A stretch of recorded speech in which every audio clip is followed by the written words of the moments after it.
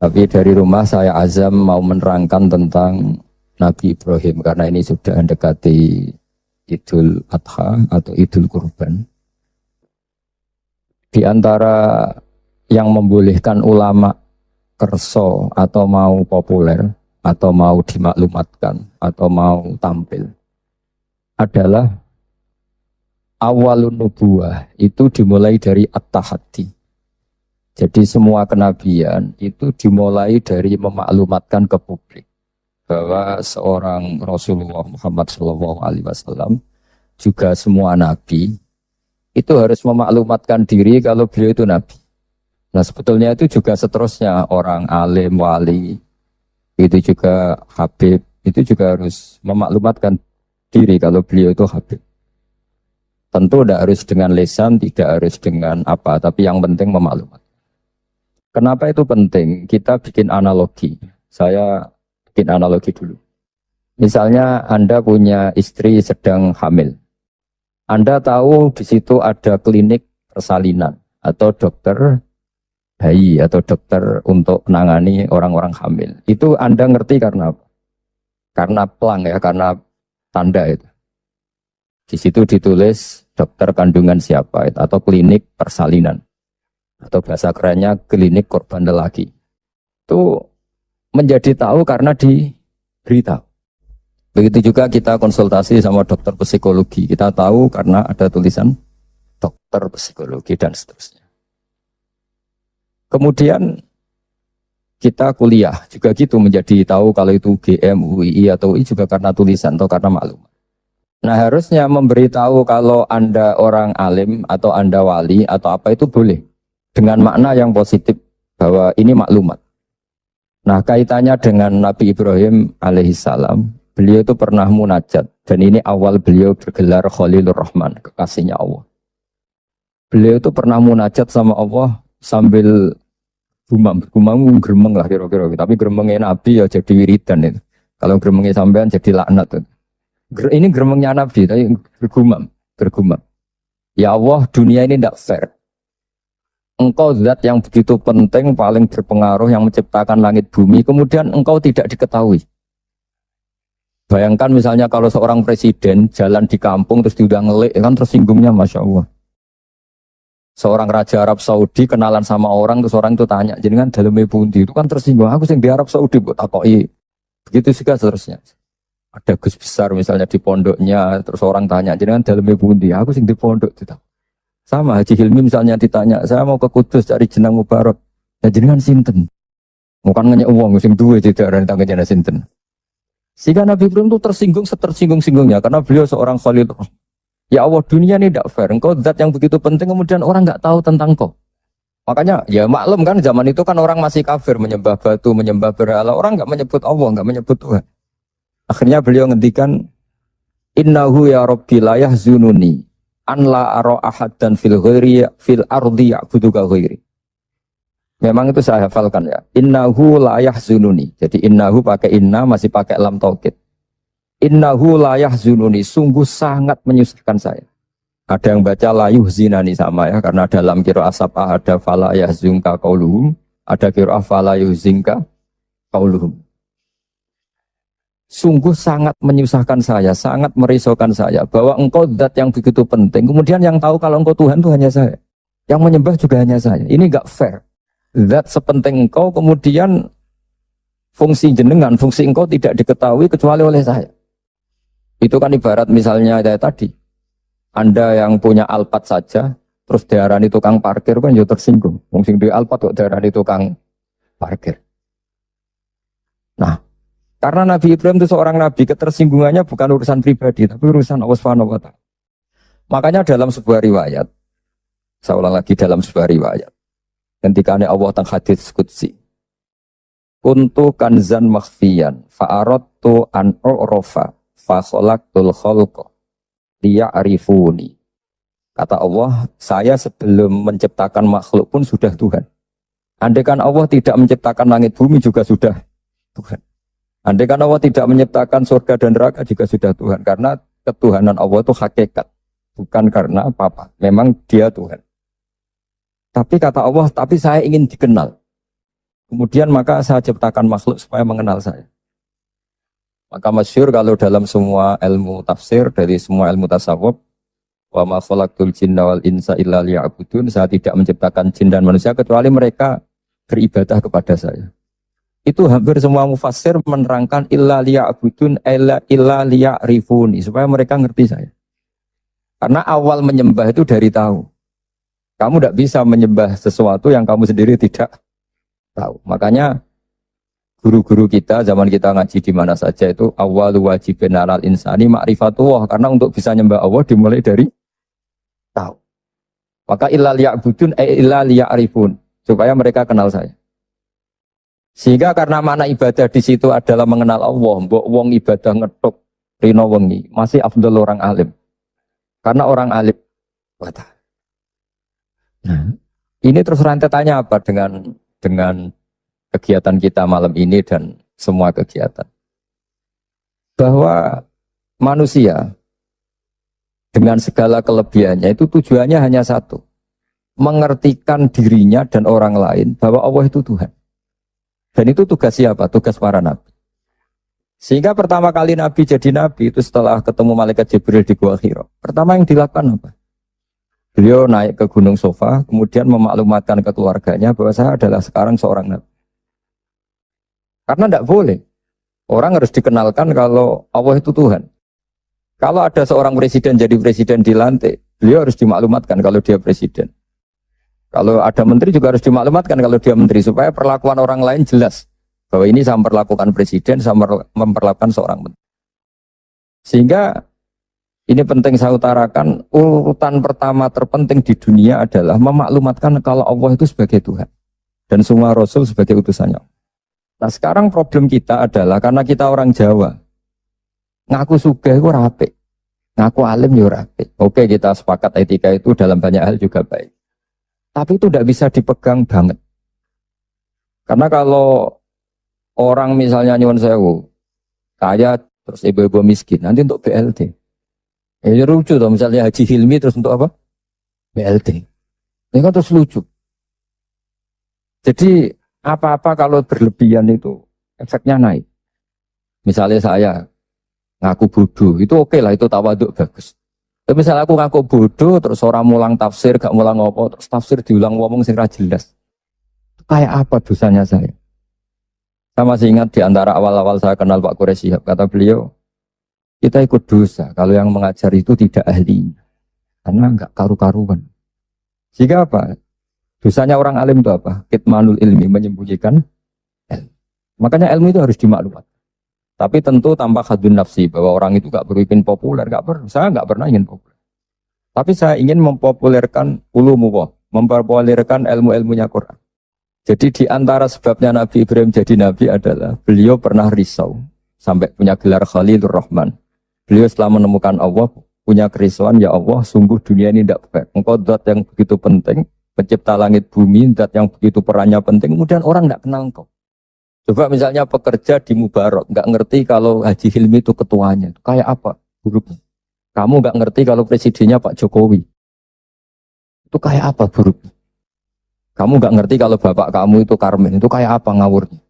Nggak ngerti status orang yang berjasa ke kita itu buruk sekali, apalagi nggak ngerti Allah Subhanahu wa Ta'ala itu betapa betul. Sehingga Nabi Ibrahim itu risau. Nak sampean kan risau kok roh, nak aku melarat ngomong ora gelem sedekah, jadi risau mikir dirinya sendiri. Misalnya seneng cewek, kok roh cewek iku nak aku seneng dinding. Jadi itu egois sekali. Nabi Ibrahim itu yang dirisaukan adalah Allah zat yang begitu penting, kemudian tidak dingerteni oleh mereka. Jika beliau mulai bikin cara untuk Allah dingertikan. Nah ini mulai ada masalah karena mulai bersentuhan dengan orang banyak. Beliau pura-pura sakit. Tanya, kenapa kamu sakit? Ini loh sedang berobat. Ya kalau di sini mungkin di perapatan ya, atau kalau di sini mungkin simpang 7. Beliau terlentang, faqala inni sakim, saya ini sakit. Ya minta dong berobat sama perbintangan karena mereka menuhankan perbintangan. Fana dzurana surutan bin nujum. Dia minta, tapi kok saya tidak sembuh-sembuh. Akhirnya dia datang ke tempat pemujaan. Setelah datang ke tempat pemujaan, beliau ngasih beberapa makanan. Kok enggak kamu makan? Jadi Nabi itu ya lucu. Wong karuan berhala kok ditawarin makan. Beliau mangkel karena dianggap berhala ini sombong, ditawari makan kok enggak mau, itu dipukulin semua, hancur semua, terus kapaknya diletakkan yang atas, yang ketuanya, yang paling besar. Jika beliau diadili itu lucu. Ibrahim siapa yang menghancurkan berhala-berhala kecil itu? Paling yang besar, beliau enggak terima disaingin kan. Wah, kalau enggak percaya tanya, fas'aluhum in kanu yantikun. Kalau enggak percaya tanya. Wah, otak kamu ini mulai masalah Ibrahim. Wong karuan berhala kok ditanya. Oh, kamu itu afala takilun, agak gak punya akal, kamu gak bener. Ibrahim menimpali, kamu lebih gak punya akal. Karuan ngomong aja gak bisa kok kamu sembah. Di sini mulai beliau bikin tamhid, kalau dalam ilmu mantek, tamhid itu bikin dasaran logika. Akhirnya mereka tahu bahwa Ibrahim tujuannya itu buruk, yaitu hanya mencibir kita menyembah berhala. Mereka karena punya kekuasaan, ya sudah Ibrahim dimatikan saja dibakar. Itu sudah jadi logika penguasa, kalau kalah argumentasi ya main kekerasan. Singkat cerita mereka memutuskan dibakar. Setelah Nabi Ibrahim dibakar ini yang jadi pelajaran bagi kita. Sangat-sangat jadi pelajaran bagi kita. Bahwa amal kebaikan, misalnya jenang mubarak, itu gak penting nanti menguasai dunia, perdagangan itu gak penting. Tapi memberi sinyal, memberi isyarat bahwa seorang muslim itu bisa mungkin bermanfaat bagi yang lain. Gak harus menang. Saya misalnya sebagai kiai, yang penting kiai itu mulai. Gak harus menang, gak ada harus populer. Ini saya ditemani Habib Zain, seorang Habib itu berkait sama yang lain. Gak harus nomor satu. Kenapa itu perlu saya katakan? Karena begini, ketika Nabi Ibrahim dibakar, ini dengerin, ketika Nabi Ibrahim dibakar, itu ketika api sudah begitu menggila ya, itu yang mau melemparkan Ibrahim jadi bingung, karena terlalu panas. Dilempar itu nggak sampai tengah karena yang mau ngelempar sendiri sudah terlalu kepanasan. Singkat cerita terus ada ide manjanik. Manjanik itu semacam ketepel besar. Itu idenya iblis. Ya itu caranya pakai manjanik dilempar dari jauh tapi Ibrahim bisa jatuh di tengah apa? Api. Yang menarik di situ apa? Seekor katak itu lalu lalang dari telaga ke situ. Hanya membawa air di mulutnya kemudian disemprotkan. Kemudian Ibrahim itu matur nuwun atas komitmen kata. Karena padahal itu mesti nggak ngefek ya, pasti nggak ngefek sama sekali. Masa api sebesar itu kemudian mau dipadamkan oleh seekor yang cicak itu datang ikut nyebuli, niupin supaya api tambah besar. Sebenarnya nggak ngefek juga, tapi kok mangkel. Makanya dalam sejarah beberapa riwayat Sayyidah Aisyah itu pernah nembaki cecak ya tentu pakai alat zaman itu karena untuk mengimplementasikan bahwa cecak itu hewan yang nggak benar ya karena ikut dengan tanda kutip nyumbang membesarnya api padahal ya nggak efek juga. Itu kan sama jenengan di jalan ono wong idoni dari jarak 10 meter sampean mangkel gak? Mangkel kan meskipun nggak kena raimu malah kan mangkel padahal nggak kena. Sama, kowe ra duwe ana wong senyum tuh seneng, padahal ora nyafaati, butuh duit kok dikai senyum. Jadi semenjak itu ada satu fikih bahwa berkontribusi itu tidak harus menyelesaikan masalah. Tapi setidaknya tidak ada implementasi bahwa itu ekspresi kebencian atau kecintaan. Yang kata tadi ekspresi kecintaan sehingga beliau lalu lalang ingin ikut memadamkan apa? Api. Yang cicak tadi kurang ajar karena ikut. Sama, mungkin kita bikin Mubarak Food. Mungkin ya, saya tidak tahu. Mungkin kita tidak akan mengalahkan kekayaan Cina. Tapi setidaknya umat Islam berlatih kira usaha. Sehingga lahirlah Mubarak Food yang banyak dengan bentuk yang berbeda. Sehingga umat Islam berlatih menjadi aktor, bukan objek. Begitu juga saya ngiyai ngajar tafsir. Orang supaya tahu bahwa pondok-pondok Indonesia bisa menghasilkan orang alim. Itu juga jenengan bahwa bisa nikmati gaji pertama, bahwa orang bisa senang itu tidak harus pakai korupsi, pakai mencuri, tapi senang sejati adalah makan gajinya apa? Sendiri. Apapun kita tidak mewakili dunia, implementasi itu sesuatu yang sangat dihormati oleh Allah. Kayak Allah menghormati amalul difta. Sehingga ketika ada seorang dokter, ya Rasulullah saya ini ada sedikit penyakit yang solusinya obatnya materinya harus kata. Apa saya boleh membunuh kata? Fanaha angkot ya Nabi melarang membunuh kata, karena pernah berkontribusi, setidaknya ingin berkontribusi terhadap pemadaman api yang membakar Nabi siapa? Ibrahim. Kowe di bojo masih didoni ke 3 meter oleh mu mangkel. Enggak bisa dia ngelak gini. Ora kena wae Mas. Enggak bisa seperti itu. Ya sudah. Nah, sehingga saya hari ini tadi saya belajar banyak tentang tafsir tentang Nabi Ibrahim, bahwa agama ini kata Rasulullah SAW memang diidentikan ya tentu Nabi Muhammad SAW tetap Sayyidul Awalin wal Akhirin Sayyidul Anbiya. Tapi agama ini diidentikan dengan anit tabi' millata Ibrahim anit, bahwa kamu Muhammad harus mengikuti Nabi. Sehingga ketika kita bersolawat sendiri harus kalimatnya Allahumma sholli ala sayyidina Muhammad wa ala ali sayyidina Muhammad kama shollaita ala sayyidina Ibrahim. Jadi Nabi Ibrahim tetap dianggap master. Bahwa ya Allah engkau bersolawat ke Nabi Muhammad sebagaimana engkau bersolawat ke Nabi Ibrahim. Karena Nabi Ibrahim ini yang bapak tauhid, millata abikum Ibrahim. Ibrahim itu cara bertauhid bukan sekedar adu argumentasi, tapi beliau berpikir jangka panjang. Misalnya sekarang kita bicara kalau miladnya sudah berapa? 110 tahun. Jadi sebelum kemerdekaan. Nabi Ibrahim ketika mau meninggal, cara berpikir sederhana begini, ya Allah, saya menyembah engkau, saya seorang nabi, saya mentasbihkan engkau, saya mentahmidkan engkau, saya mentakbirkan engkau. Tapi saya ini tetap mati. Padahal saya ingin yang mentasbihkan engkau ini abadi. Yang mensolati, yang mengibadah solat abadi, tasbih abadi. Ini gimana ya Allah? Solusinya apa? Ya Allah, saya ini harus punya turunan yang menjaga tradisi ini. Yang menjaga keluhuran ini. Sehingga beliau nangis itu ingin punya anak soleh itu bukan karena beliau nanti kalau nggak anak soleh itu gimana, enggak. Gimana nangisi nasibnya agama ini gimana kalau saya nggak punya anak, nggak punya cucu yang soleh. Barokahnya itu pula nggak ada nabi setelah Ibrahim kecuali ada darahnya nabi. Ya nggak ada nabi setelah Ibrahim kecuali pasti ada darahnya nabi Ibrahim, baik dari ibu Sarah maupun dari ibu siapa? Hajar. Ada yang baca Hajar, ada yang baca Ajar. Ya. Karena di beberapa teks memang ada yang ditulis dengan H. Di Bukhari ada yang ditulis pakai apa? Hamzah. Hajar atau apa? Ajar. Ini penting saya utarakan, penting sekali bahwa kalau Anda orang kaya yang memanfaati orang banyak, kamu ingin kaya lagi, anak kamu ingin kaya lagi, jangan lihat ben anak putu kurang melarat. Tapi tradisi memanfaati orang lain biar jalan. Sama, saya juga ingin nanti anak saya alim. Tapi bukan berarti ingin anak saya terus dicucup orang, disalami template, enggak. Ingin menjaga bahwa harus ada orang alim. Nah, kenapa harus anak kandung? Padahal murid bisa. Karena manusia itu didik orang lain itu ya repot. Omah sekolah ra ketompo terus mondok, ribet ngadepi wong liya. Dibang nang omah nakal dititipno pondok. Ribet. Meskipun kita terima itu sebagai santri, tapi kan komitmennya beda, cara berpikir beda.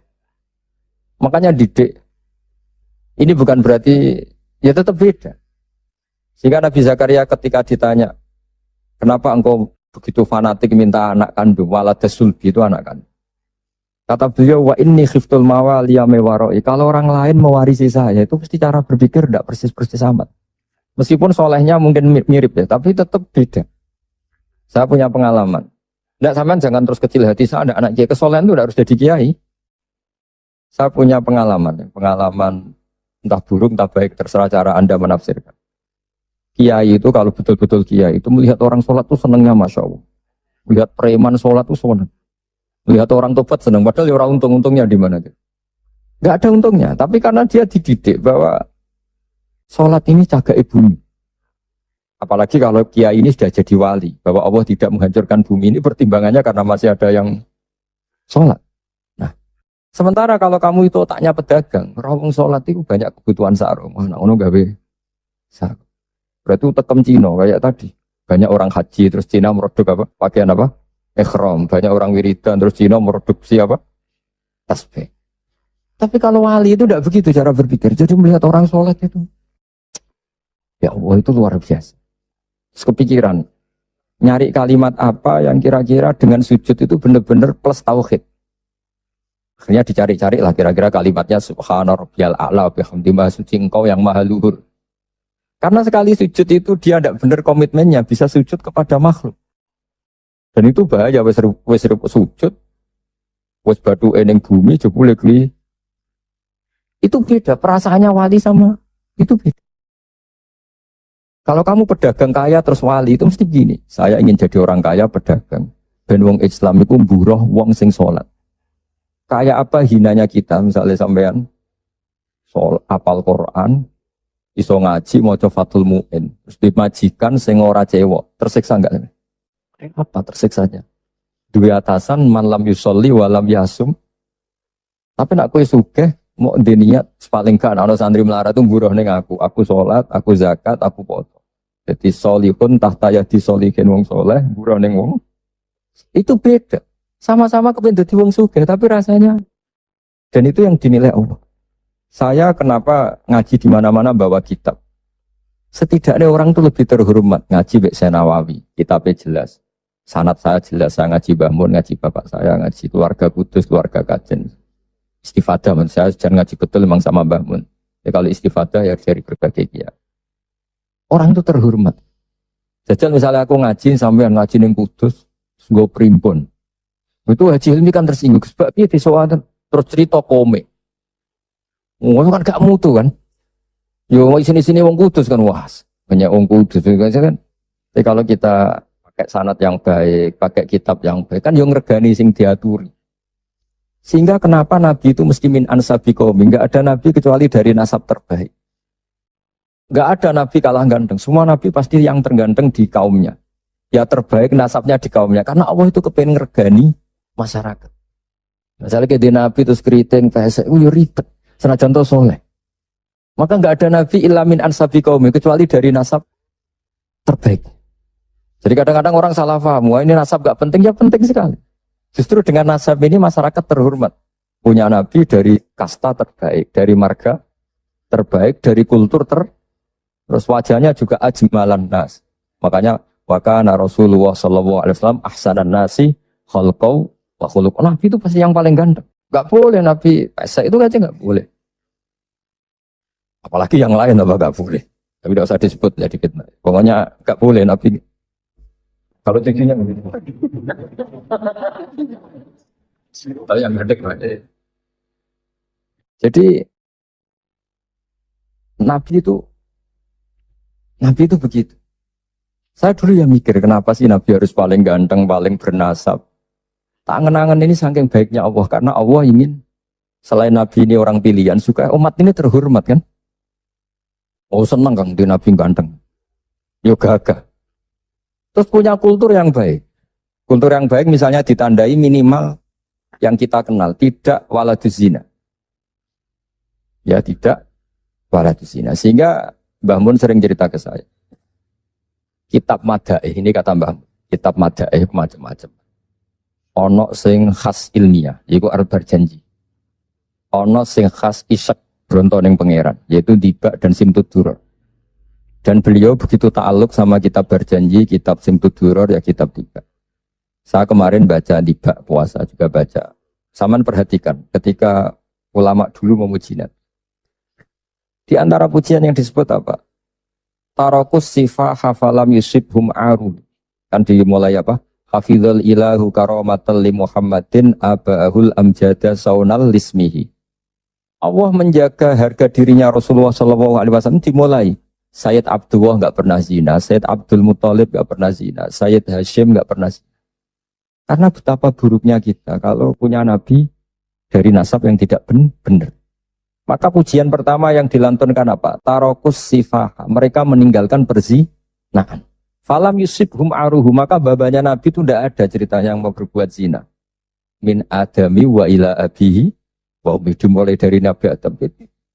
Karena keren punya pemimpin, bapaknya jelas, mbahnya jelas, buyutnya. Saratun saronur nubuati fi asari rihurohi wal-bahiyah. Itu begitu. Akhlaknya juga gitu. Gak ada Nabi kok medit. Pusing kan gitu Nabi medit. Pusing. Punya Nabi goblok, ya pusing kan. Makanya Nabi itu harus fatona, harus apa? Cerdas. Misalnya di Nabi sekolah atau munggah kan pusing. Terus jadi Nabi kue sing ranking. Iya sekolahnya pintar. Wong jadi kiai saja kalau ketemu temannya pusing. Karena temannya menangin aku sekolah atau munggah itu saja bisa pusing. Makanya jangan pernah jadi kiai ketika kiai kamu masih hidup itu menangi goblokmu itu. Wah itu masalah itu kan.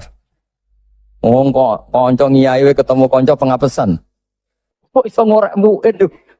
Wong dhisik maca jurumiyah sering diteguk aja masalah kan. Makanya terus akhirnya dukun berkode apa ngiyai masalah jalan pintas dukun. Ini saya cerita. Sehingga Nabi itu mesti dari gen terbaik. Hafizul ilahu karomatan li Muhammadin aba'ul amjada sonalismi. Allah menjaga harga diri Nabi itu tidak mulai Nabi Muhammad. Itu dimulai dari Nabi Adam. Begitu juga menyangkut ibunya. Terus begitu. Jadi gak ada penjagaan sesempurna kayak Allah menjaga kekasihnya Rasulullah Shallallahu Alaihi Wasallam.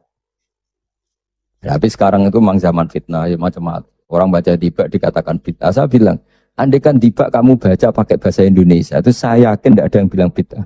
Karena itu buku sejarah. Dupung mbok waca ndermemel koyok mantra, itu sing mari akhirnya darani bid'ah. Coba kalau kamu baca bahasa Indonesia di depan orang yang biasa darani itu bid'ah. Nah, kamu baca aja. Baca. Baca yang apa? Di sini biasanya tiba apa berjanji. Wasim tutur apa saja saya hafal insyaallah. Enggak yang terkenal saja. Berjanji apa? Apa? Al berjanji. Misalnya dimulai dari apa? Yang mulai wabak duwe. Wabak tu fa'aqul huwa Muhammad bin Abdullah bin Abdul Muttalib. Itu kan kalau ditulis bahasa Indonesia ya, ketahuilah bahwa Muhammad putranya Sayyid Muhammad bin Abdullah bin Abdul Muttalib. Abdullah itu punya bapak namanya Abdul Muttalib. Wasmuhu Syaibatul Hamdi. Sayyid Abdul Muttalib itu nama lainnya adalah Syaibah. Ila itu ketika beliau lahir sudah beruban. Syaibatul Hamdi, orang beruban yang sering baca tahmid, baca Alhamdulillah. Sehingga dulu Ka'bah itu kalau menuju ke Ka'bah ada namanya Babu Bani Syaibah. Kalau kamu ngaji fikih kesunatan masuk apa? Masjid Haram dari Babu Bani Syaibah, itu nama lain dari Sayyid Abdul Muttalib. Wasmu Syaibatul Hamdi. Kenapa dikatakan Alhamdi? Humidat Isolugus Saniyah. Dia punya perilaku-perilaku yang sangat terpuji. Di antara yang paling masyhur adalah ketika penduduk Mekah kesulitan nyari air, beliau munajat terus sama Allah sampai mimpi dingertikan lagi oleh Allah tempat Zam-Zam. Apa tempat Zam-Zam? Akhirnya beliau ngeduk lagi. Makanya Zam-Zam itu dinisbatkan ke Abdul Muttalib. Padahal Zam-Zam tentu mulai Nabi Ismail. Paham ya? Tapi di bab tertentu disebutkan Abdul Muttalib. Makanya masyhur wa yundabul mausulu billati istahar kabi'ri Zam-Zamin yali waman hafar. Jadi Abdul Muttalib itu punya gelar waman hafarobi rozam-zama. Wahai orang yang menggali lagi sumur apa? Zam-Zam. Jadi beliau itu intinya itu lama sekali penduduk Mekah itu sudah kehilangan Zam-Zam. Abdul Muttalib munajat. Akhirnya karena beliau min dzurriyyati Ibrahim dingertikan Zam-Zam. Makanya kata Alfiyah apa? Wa yundabul mausulu billati istahar kabi'ri Zam-Zamin yali waman hafar. Sudah kita terjemah saja. Abdul Muttalib nama lainnya adalah Syaibatul Hamdi, orang tua yang selalu muji Allah. Kenapa terpuji? Karena semua perilakunya termuji. Wasmuhu Syaibatul Hamdi humidat khisoluhus sani. Ibnu Hashim. Ya terus begitu. Berarti itu kamu tulis dengan bahasa Indonesia. Kamu kasihkan orang yang biasa membid'ahkan tiba atau berjanji. Wah bagus ini buku sejarah. Tapi setelah kamu baca Arabnya, kenapa jadi bid'ah? Itu yang salah itu dua-duanya menurut saya. Yang dengarin gak paham, yang baca kayak jimat. Karena yang gak paham terus, Allah, apa maksudnya gak jelas mungkin. Ya sama-sama gak jelas itu akhirnya berakibat gak jelas juga kan. Makanya saya mohon niru kayak Habib Yaman. Kalau baca berjanji itu diam semua. Karena paham do nangis, yang baca yang nangis. Nangis paham bukan nangisin saat nasibnya enggak. Jangan gak cerita Mbah Mun pernah cerita di sekolah khotib GR gede rumong. Ya, ini cerita Mbah Mun ya cerita kiai banyak cerita itu masyhur. Orang ada wong desa ku nuwakis dikira khotib khotbah sukses. Tak kau wah, khotbahku sukses ya. Mboten kula eling jenengan eling wedhus kula sing ilang. Dadi wonge malah dimiripno. Oh mangkelnya khotibnya wah semong dipadano. Jadi nangisnya itu enggak bener. Jadi ini saya cerita. Dan nasab ini terus kata Said berjanji Wa adnanu bila raibin inta zalimil ulumin nasabiyah ila dhabihi Ismaila nisbatuhu wa muntaba. Nabi Ibrahim itu adalah Abul Arab. Makanya kata berjanji wa adnanu bila raibin inta dhabil ulumin nasabiyah ila dhabihi Ismail. Sayyid Adnan ini tidak ada keraguan lagi menurut para pencatat nasab bahwa beliau adalah turunan Nabi siapa? Ismail. Nah Ismail itu bin. Kenapa Imam Berjanji harus cerita itu ngotot? Karena beliau tahu problem utama Rasulullah Muhammad jadi nabi dan akhirnya memaklumatkan kalau beliau nabi adalah orang Yahudi tanya, man huwa? Wa ma nasabu? Dia itu siapa? Lalu nasabnya siapa? Karena lama sekali orang Arab itu jahiliyah, jauh dari peradaban agama. Sehingga ketika ada isu lah, kalau menurut orang Yahudi bukan menurut bahasa kita. Ketika ada isu bahwa orang Arab ada yang jadi nabi itu orang Yahudi mencibir. Gak mungkin nabi ila min Bani Israel. Gak mungkin nabi kecuali turunan apa? Israel. Israel nama lainnya Nabi Yakub ya. Jadi kalau ada istilah Israel itu nama lainnya siapa? Nabi Yakub. Is itu maknanya Isra itu maknanya abad. Il itu Allah. Jadi Israel maknanya hamba Allah. Yaitu Nabi siapa? Yakub. Jadi kunci kan? Gak bisa. Nabi gak boleh dong kecuali turunan Ibrahim, turunan Israel. Tahu-tahu orang Arab jadi nabi asal-usulnya gimana? Karena mereka taunya Arab itu ya penyembah berhala, terus pemakan apa, pokoknya nggak benar semua. Nah, karena Sayyid Berjanji itu tahu problem Nabi di mata orang-orang itu adalah nasabnya. Beliau pertama nulis di antara yang dipakai mukaddimah adalah cerita nasabnya. Ba'du fa'akul wa Muhammad bin Abdillah. Sampai taruh saya wa adnanu bila raibin inta dhabil ulumin nasyabiyah ila dhabihi Ismail dan nisbatuhu. Nah, kenapa harus yakin itu? Ketika orang Yahudi debat sama sahabat, apa buktinya kalau Muhammad Nabi? Syarat utama Nabi harus turunannya Nabi, harus orang baik. Akhirnya Allah membela kekasihnya, fihi ayatum bayyinatum maqamu Ibrahim. Bukti kalau Ibrahim pernah singgah di Mekah adalah di situ ada batu yang ada jejak kaki Nabi Ibrahim.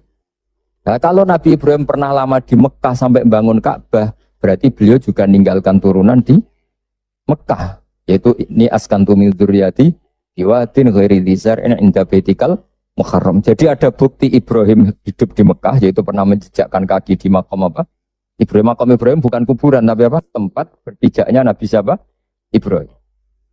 Terus beliau memaklumatkan bahwa ini askantu min dzurriyyati biwadin ghairi. Jadi ini askantu itu kalimat yang luar biasa. Misalnya pertanyaan gini, oke Ibrahim pernah ke Mekah, apa buktinya kalau anak turunnya ditinggal di Mekah? Kayak saya misalnya pernah di Palestina, atau saya pernah di Kudus. Buktinya mana kalau anak turun saya akhirnya hidup di Kudus?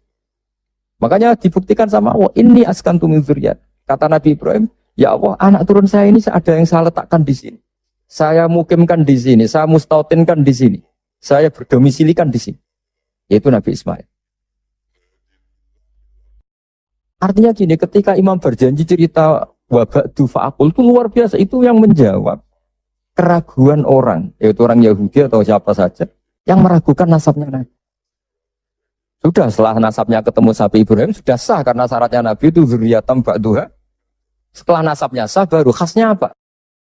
Di antara khasnya adalah tarakus sifah hafalam yusibhum aru min adami wa ila abihi wa Sehingga yang namanya nikah itu bukan adat Islam saja.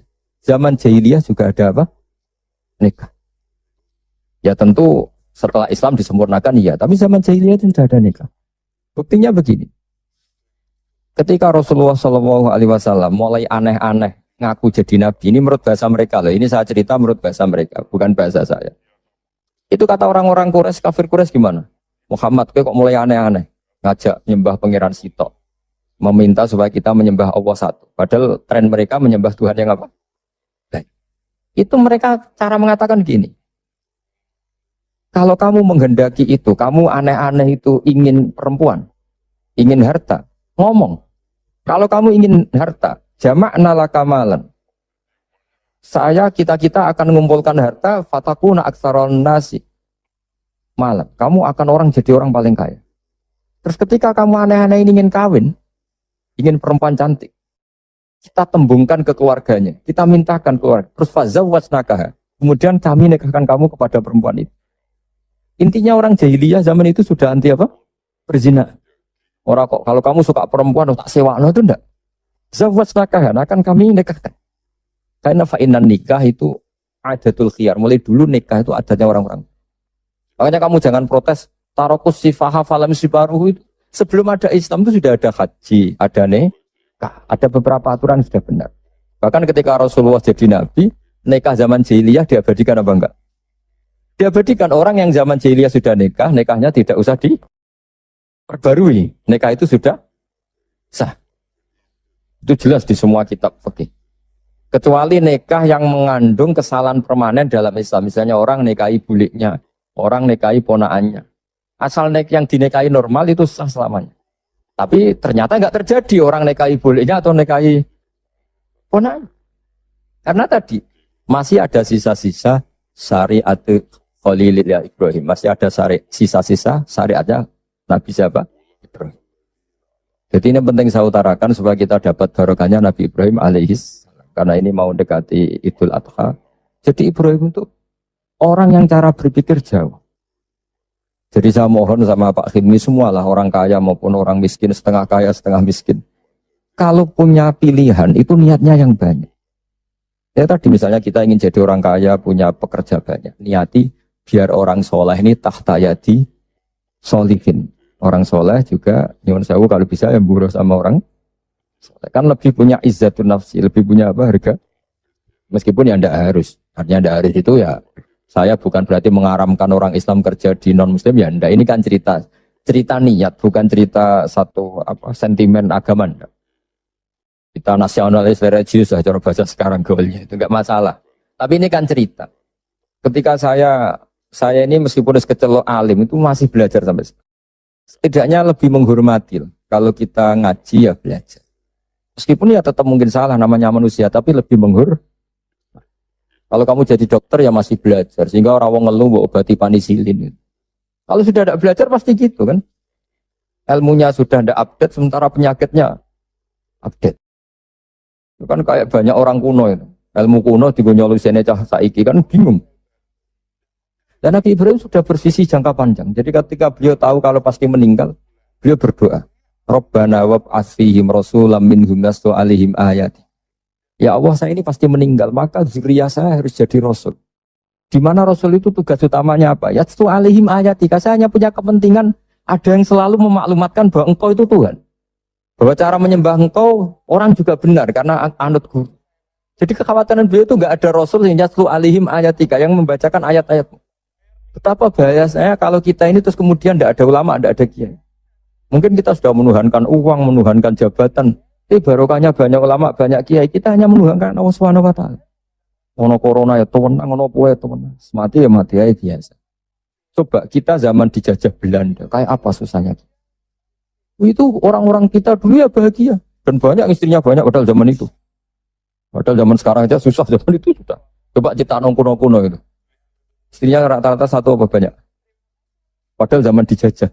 Artinya nikmatnya Allah itu enggak kurang pasang. Yang bahagia ya banyak.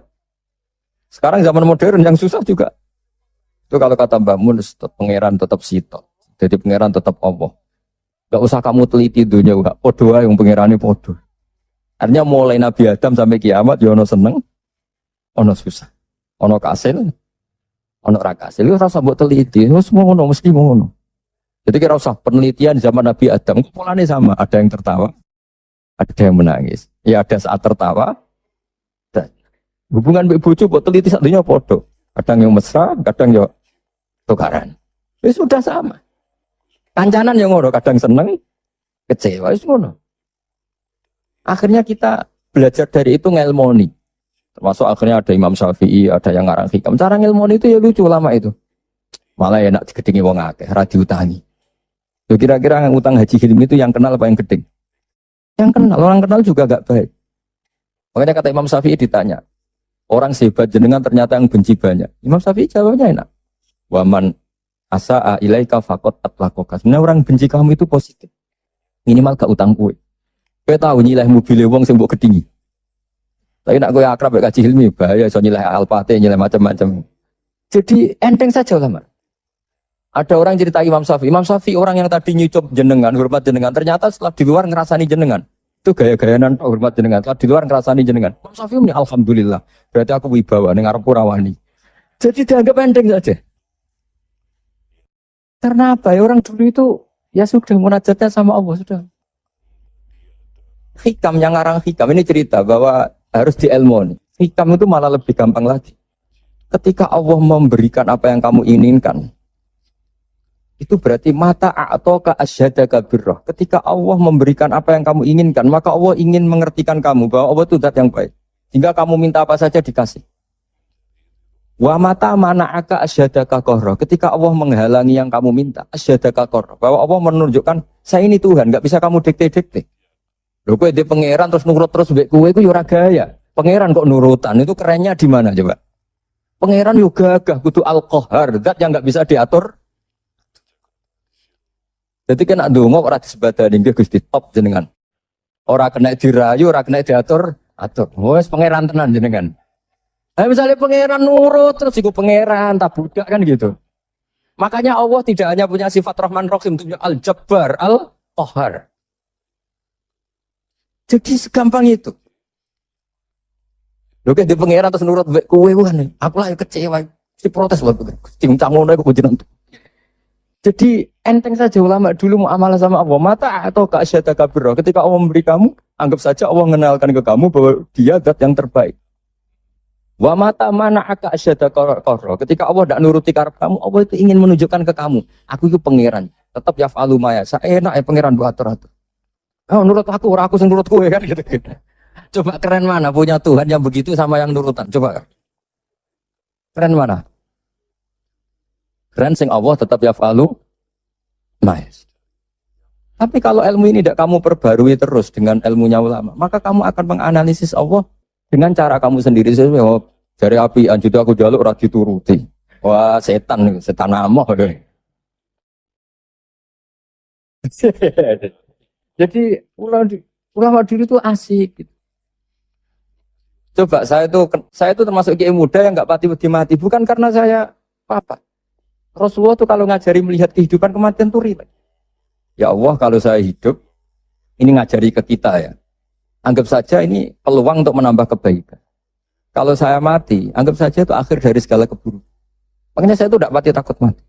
Coba hidup kita ke depan. Meskipun na'udzubillah min dzalik, potensi zina, potensi korupsi. Yang sudah korupsi lagi. Yang sudah kadung zina, potensi zina lagi. Yang bisa ngakhiri itu apa coba? Mati. Jadi kalau melihat gitu mati, kalau kamu mau mati, matur nuwun Gusti. Mumpun niki terakhir, kula mun mboten saged elek malih. Matur nuwun. Loh, ndak ini cerita. Jadi jangan melihat sisi mati ini keburukan, karena itu akhir dari segala kejelekan kita. Dan akhir dari segala potensi. Kalau kamu udah jelek sekarang, kan potensinya tetap bisa. Soleh-soleh kalau kue udah kuat suwe, kan nggak ada jaminan gitu maksudnya. Kan nggak ada jaminan. Kamu sekarang nggak korupsi, kan nggak ada jaminan kalau nanti jabat kan saja karena nggak ada kesempatan. Jadi segampang itu. Sehingga kita ini akhirnya melihat mati itu biasa. Biasa bukan ya karena urip ya apik mati ya habis. Inna sholati wa nusuki wa mahyaya wa mamati lillahi rabbil. Makanya Bapak dulu saya ini kan termasuk kiai itu. Sebenarnya problem saya ya sudah berat kalau nuruti umat macam-macam. Tapi ya, saya masih eling dewe Bapak. Dunia orang melok duwe kok pikir lah opo santai wae. Dunia orang melok duwe kok pikir. Itu kali ngene aku mikir jenang mubaroke Pak Hilmi kan ora melok duwe kok pikir. Ya penting mikir sing duwe gitu. Ya sama gitu, wong duwe ora melok duwe kok pikir, ya penting pikir sing duwe kan. Cara kasarane kan. Makanya hikam ngendikan da'it tadbir fama qoma bi ghairuk la tuqim bi nafsak. Wis ora usah mikir nemen-nemen. Dunya iku ana sing duwe. Ora usah kemelok-melok, ora melok duwe kok geger. Maksudnya ora usah mikir wis melok pangeran wis. Wong alim ya mulang wis. Wong sugih bagi karyawan. Habib ya ndongakno umat. Wong marat ya ndongakno sing sugih sedekah. Sudah gitu aja ora usah mikir. Wah nak sedekah duit pun tak berarti mikir. Kok sing melarat aku ndongakno sugih kenaan ndongakno awakku ora iso sugih wae ya. Ya rusak dunya dan ora ya rusak. Rusak. Ya jadi ini saya cerita segampang itu lama melihat. Makanya saya pernah baca dalam satu kitab tuh ada orang berteman akrab.